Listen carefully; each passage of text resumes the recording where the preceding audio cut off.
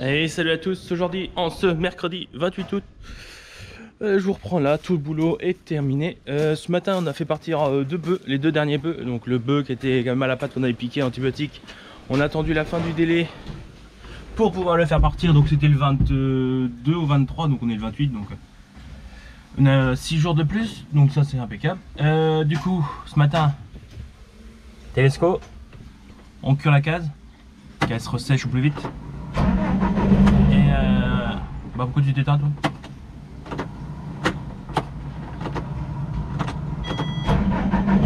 Ah, c'est mieux comme ça. Et rabotage sous les pattes des vaches taries et des petits génisses, des petits jaunes. Enfin, il y a une génisse dans l'eau je crois. Une génisse noire, parce qu'il y a des petits génisses grises. Et bah on va amener un petit foin dans les pâtures des génisses, dans les champs, dans les pâtures quoi. Faire le tour.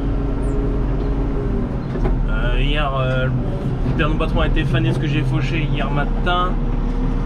Il n'y a pas grand chose après la faneuse, ça je me doutais. Et je pense que ça va être bon à faire vendredi. Donc voilà, allez, quelques images du curage. Il n'y a pas grand chose, il y a beaucoup de fumier, il y a beaucoup de paille je veux dire. Donc c'est un fumier très pailleux. Après ils sont pas restés là 3 mois non plus, 1 mois et demi. Oh, peut-être 2 quand même, on a un temps. 1 mois. Un bon mois, ouais, 1 mois, 1 semaine à peu près. Donc voilà, allez, on cure ça, un petit pouce bleu et on s'abonne, ça fait plaisir.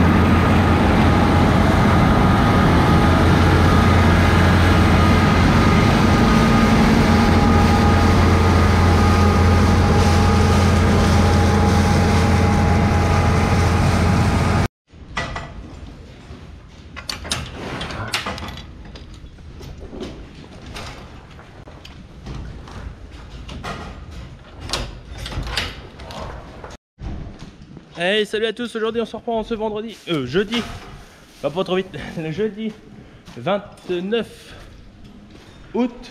Donc là, je viens d'ouvrir aux vaches. Je vous ai pas repris hier, mais j'ai fini de curer la case des bœufs. Donc tout est en train de sécher pour cet hiver, mi-novembre, fin novembre, ça dépend de... Peut-être plus mi-novembre pour pouvoir inséminer de bonne heure.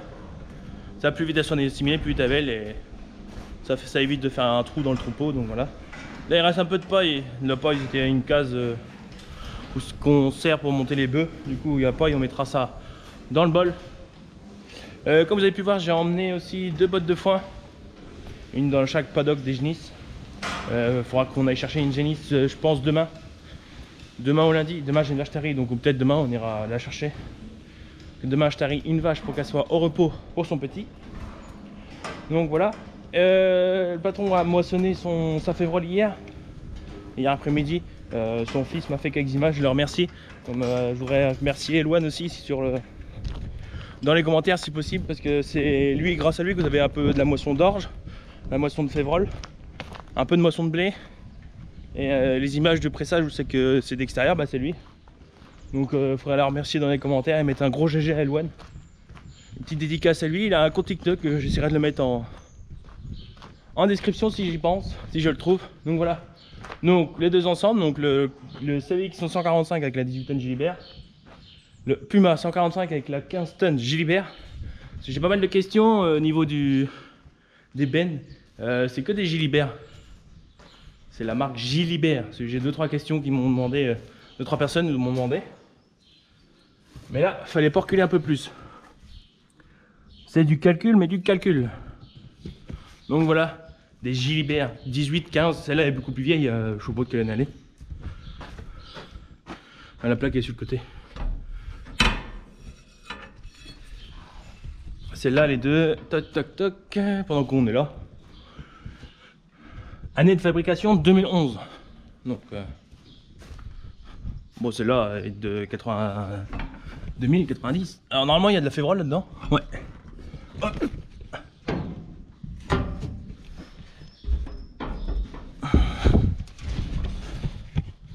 Tac, voilà la bête. Bon, celle-là elle est pas pleine, mais l'autre était pleine. Donc il y avait, je sais pas du tout combien il y avait, il va me dire, il pense 50 en févrole. 5 hectares, ça fait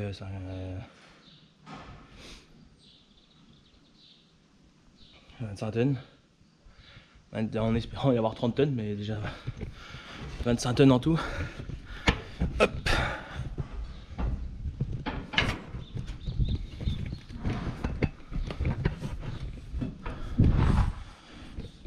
Si on fait 25 tonnes en plus, ça fera 50. Si on fait moins, ça fera moins. Si on fait plus, bah plus que 25, ce sera encore nickel, encore mieux. Allez, on va regarder l'âge qu'elle a. Allez, 2002, elle a 7 ans de moins. 7 ans, 9 ans de moins. Donc ouais, elle est plus vieille, de plus, mais elle est plus vieille. Mais elle est propre. Donc là, je dételle le CVX de la benne est quasiment rangée. Et on rattelle la faneuse pour aller faner. Tantôt on va faire le foin. Et là oui, je vous ai pas dit aussi, bah si je vous l'ai dit mais je vous ai pas fait voir. Il a ratelé la barre de coupe à colza. Donc on appelle ça une rallonge. On va bien, là c'est les sections. Hop, hop. Jusqu'au bout de mon doigt là, tout ça c'est une rallonge. C'est la barre de coupe à colza, il y a les scies à colza de chaque côté. Là. Je sais pas, il y a 80 mètres, 80 cm je pense. De plus par rapport à la barre de coupe. Et il a ratelé parce que quand il a commencé sans, ça se battait mal et ça tombait devant la barre de coupe et ça rentrait pas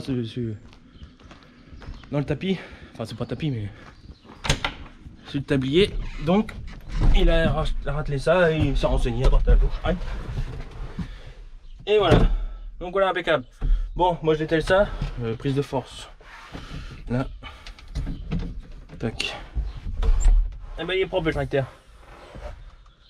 Je dételle la benne, j'attelle la faneuse et ben je vous reprends quand je suis arrivé au champ.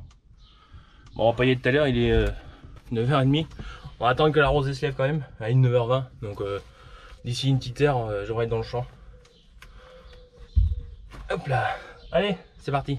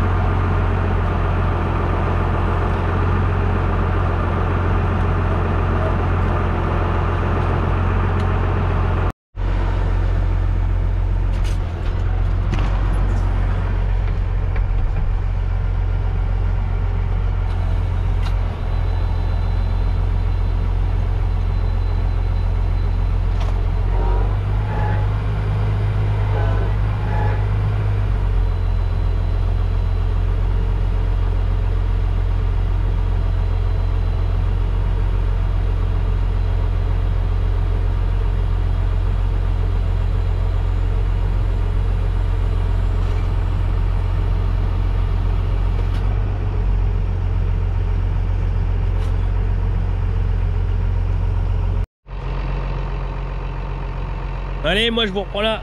Je suis arrivé au champ. J'ai fait un premier tour tout seul sans régler la faneuse. Pour faire du foin, ça va être très compliqué. Donc là, je suis dans la première parcelle. C'était du labour il y a 10 ans.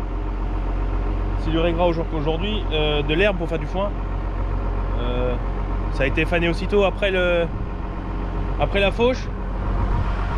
Il y a un petit peu d'herbe quand même. Faut pas se mentir, il y aura peut-être une dizaine de bottes. Mais... si on fait un chariot sur toutes les parcelles, ce sera bien. Il y a 3 hectares et demi, hein, tout comme ça. Donc voilà. Là, je suis descendu pour régler la faneuse parce que, comme on peut voir, là, ça, les peignes ils ramassent pas. Ils ramassent devant. Ils ramassent pas où c'est que le tracteur il roule. C'est normal, ça aplatit la matière. C'est plus dur à avoir. Après, les relevages, les bras sont pas parallèles. On voit bien. Il y en a un qui est plus haut que l'autre. Et ah oui, ça a enlevé ça, c'est quoi ce délire ça? Bref, donc voilà, moi je règle 3 points en position fixe. Je sais pas si... ouais, il est en fixe. Donc voilà, allez, moi genre... ah bah voilà, c'est cassé. Voilà pourquoi. Il y a une panne, chef.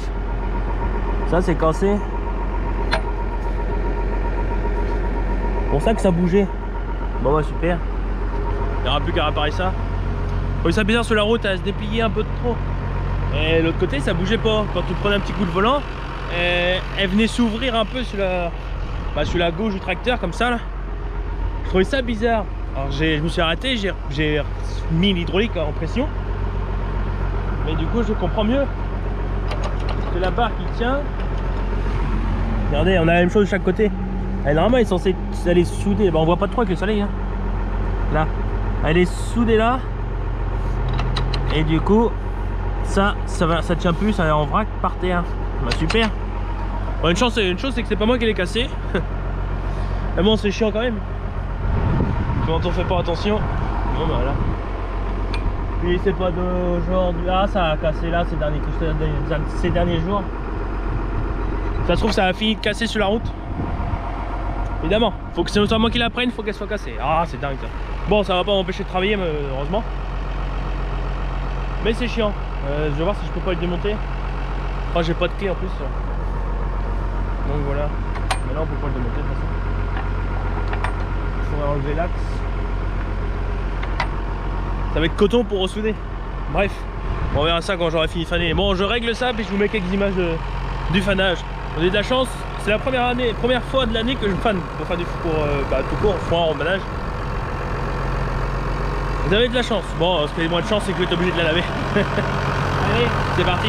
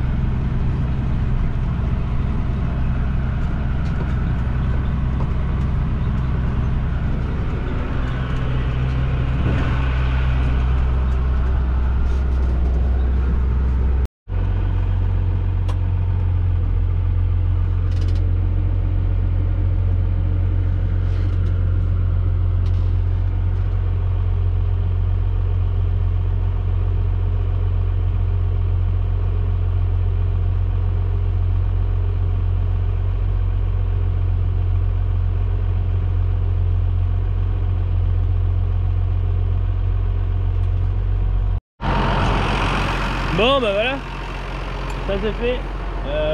Fini le fanage. Pour nous en tout cas. Non, on a encore des parcelles, mais pour ces parcelles là, bon, il sera bon à faire tantôt. Il y a encore quelques touffées de verre là, je sais pas si on va voir. Mais il n'y a pas. C'est assez sec, il n'y a pas à se tracasser pour ça. D'ici 3 ou 4 heures, il est quelle heure? Il est 11h30. 11h30, s'ils font ça à 3h tantôt, 3-4 heures. Ils aura repris le soleil. Si le soleil veut rester avec moi, avec nous.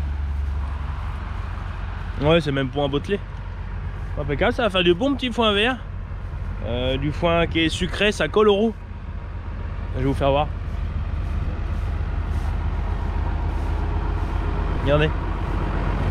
Là. Ça vient coller aux roues. C'est signe de bonne qualité d'herbe. Un tracteur qui passe. Donc le but de cet engin là, que vous allez me dire c'est bien Giflot, tu nous fais voir du fanage, c'est bien, mais ça consiste en quoi? Donc vous avez pu voir, la faucheuse elle sert pour couper. Et après, avec cet outil là, donc on appelle ça une faneuse, ça vient éparpiller et retourner la camelote, enfin la matière, pour aérer l'ensemble. Vous voyez bien, ça fait aérer.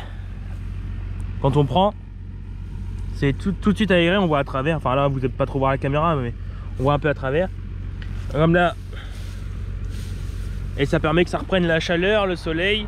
Et puis il suffit qu'il y ait du vent, ça sèche encore un peu plus vite. Donc voilà. Ça consiste à aérer l'ensemble de la matière. Un plateau de lin. Un beau petit fait avec un plateau de lin. Donc voilà. Et ensuite on vient endainer, donc faire une rôde. On appelle ça une rôde ou une roule, ça dépend des coins de France. Ça fait une bande. Tout est regroupé comme un peu à la moissonneuse. Tout est regroupé et après on vient presser pour faire des bottes. Et là on fait du foin parce que le temps le permet, on devait le faire demain.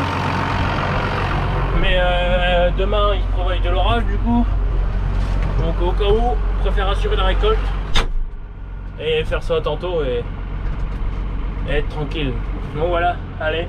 Bon, moi je ramène à la ferme, je dételle ça, j'attelle l'endaineur et puis ce sera déjà pas mal.